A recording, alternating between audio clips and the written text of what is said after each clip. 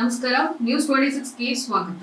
ಯಾದಗಿರಿ ಜಿಲ್ಲೆಯ ಹುಣಸಗಿ ತಾಲೂಕಿನ ಕರ್ನಾಟಕ ರಾಜ್ಯ ರೈತ ಸಂಘ ಹಾಗೂ ಹಸಿರು ಸೇನೆಯ ಚುನಪ್ಪ ಪೂಜಾರಿ ಬಣದ ತಾಲೂಕು ಮಹಿಳಾ ಘಟಕದ ಅಧ್ಯಕ್ಷೆಯಾಗಿ ಆಯ್ಕೆಯಾದ ಶ್ರೀ ಸಂಗಮ್ಮ ಗಂಡಶೇಖರ ರಾಜನಕೊಳೂರ ಅವರನ್ನ ಆಯ್ಕೆ ಮಾಡಲಾಗಿದೆ.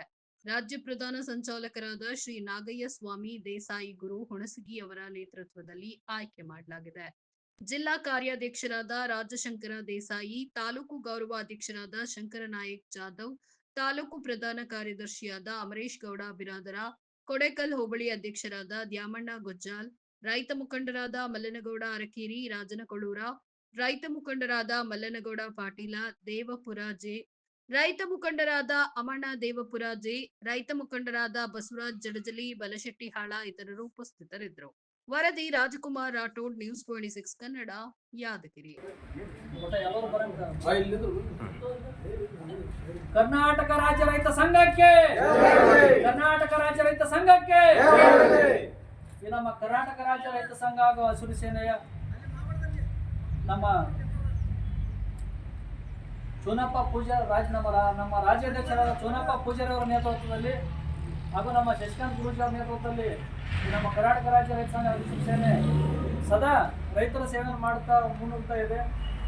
ಈ ನಮ್ಮ ರೈತ ಸಂಘಟನೆಯ ಒಂದು ರೈತರಿಗೆ ಒಂದು ದಿನವೊಂದು ಕಾಲ ಒಂದು ಬೆಳಗಾವಿ ಜಿಲ್ಲೆ ಇರ್ಬೋದು, ಕರ್ನಾಟಕದ ಎಲ್ಲ ಜಿಲ್ಲೆ ಭಾಗದಲ್ಲೂ ನಮ್ಮ ಒಂದು ಕರ್ನಾಟಕ ರಾಜ್ಯ ರೈತ ಸಂಘ ಹಸಿರು ಸೇನೆಯಿಂದ ಒಂದು ಕೆಲಸ ಕಾರ್ಯಗಳನ್ನು ಮಾಡ್ತಾ ಬರ್ತಾ ಇದೆ, ಹೋರಾಟ ಮಾಡ್ತಾ ಇದೆ. ರೈತರ ಸಲುವಾಗಿ ನಾವು ಸದಾ 24 ತಾಸು ನಮ್ಮ ಸಂಘಟನೆ ದುಡ್ತಾ ಇದೆ.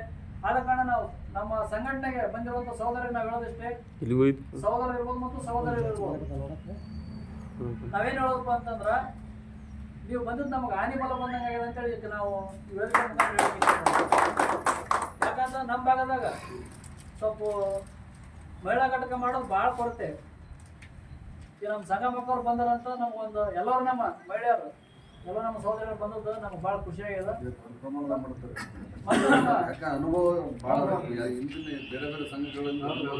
ಈ ನಮ್ಮ ಕರ್ನಾಟಕ ರಾಜ್ಯ ರೈತ ಸಂಘಕ್ಕೆ ನಮ್ಮ ಮಲ್ಲನಗೌಡ ರಾಜನಕೊಳೂರವರಿಗೆ ನಾವು ತುಂಬ ಹೃದಯ ಸ್ವಾಗತವನ್ನು ಮಾಡ್ತೀವಿ. ಮತ್ತು ನಮ್ಮ ಕರ್ನಾಟಕ ರಾಜ್ಯ ರೈತ ಸಂಘ ಹಸಿರು ಸೇನೆಗೆ ನಮ್ಮ ಮಲ್ಲನಗೌಡ ದೇವಪುರ ಅವರಿಗೆ ನಾವು ಸ್ವಾಗತವನ್ನು ಮಾಡ್ತೇವೆ. ಮತ್ತು ನಮ್ಮ ಕರ್ನಾಟಕ ರಾಜ್ಯ ರೈತ ಸಂಘಕ್ಕೆ ನಮ್ಮ ಅಮರೇಶ್ ಅಣ್ಣ ಅವರಿಗೆ ನಾವು ಸ್ವಾಗತ ಮಾಡ್ತೀವಿ.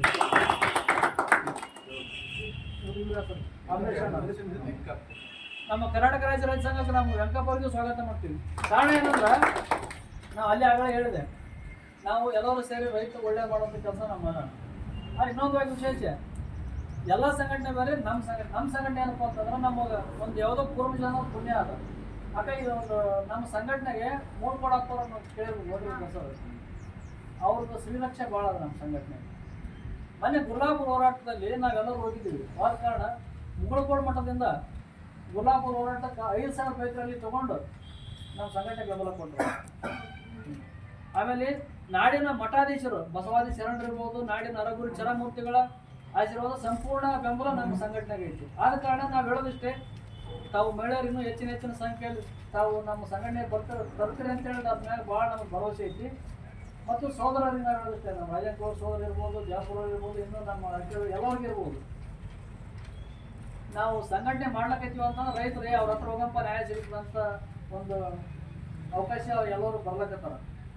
ಪ್ರತಿಯೊಂದು ರೈತರು ಬರ್ಲಕತ್ತಾರ. ನಮ್ದು ಆ ಕಷ್ಟ ಐತೆ, ನಮ್ದು ಈ ಕಷ್ಟ ಐತೆ, ನಮ್ದು ಏನೋ ಹೇಳಿದ್ರಿ ಇನ್ನೂ ಈಗ ದಲಾಳರು ಕಿರಿಕಿರಿ ಭಾಳ ಆಗ್ಯದ, ನಮ್ದು ಏನೇನೋ ಸಾವಿರ ಕೊರತೆ ಅವ್ರ ರೈತರು. ಆದ ಕಾರಣ ನಾವೆಲ್ಲರೂ ಸೇರಿ ಒಂದು ಕಂಕಣಬದ್ಧವಾಗಿ ನಿಂತು ರೈತ ಕುಲವನ್ನು ಉದ್ಧಾರ ಮಾಡುವಂತ. ಇದಾಗಿತ್ತು ಟುಡೇ ನ್ಯೂಸ್ ಅಪ್ಡೇಟ್ಸ್. ಇನ್ನಷ್ಟು ಸುದ್ದಿಗಾಗಿ ನೋಡ್ತಾ ಇರಿ ನ್ಯೂಸ್ 26 ಕನ್ನಡ.